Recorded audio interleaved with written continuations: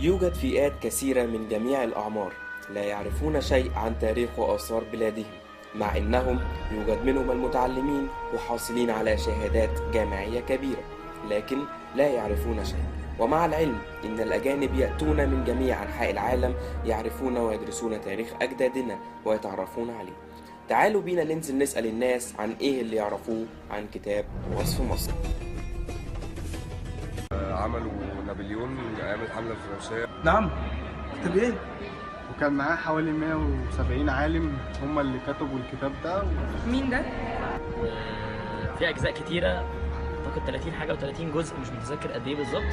انا اسمع عنه بس الصراحه ما قريتوش قبل كده. حاجه قديمه قوي كان نابليون بونابرت عاملها وشارك فيها علماء كتير، تمام. وكان بيوصف بقى مصر بمعالمها بس للاسف اتحرق لما مكتبه الاسكندريه ولعت.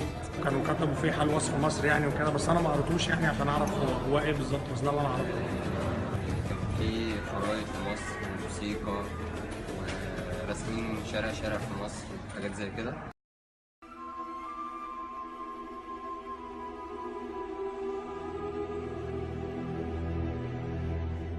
مع قدوم الحملة الفرنسية على مصر عام 1798 ميلاديا، أنشأ نابليون مجمعا علميا في قصر المملوك الهارب حسن الكاشف، حيث كانت مهمتهم كشف مصر.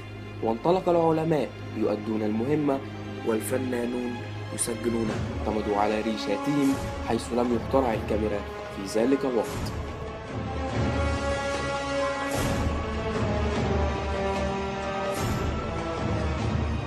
ومن هنا جاء كتاب وصف مصر الذي يبلغ طوله 37 جزءا، كتبه أكثر من 170 عالما وفنانا جاءوا من فرنسا مع حملة نابليون على مصر.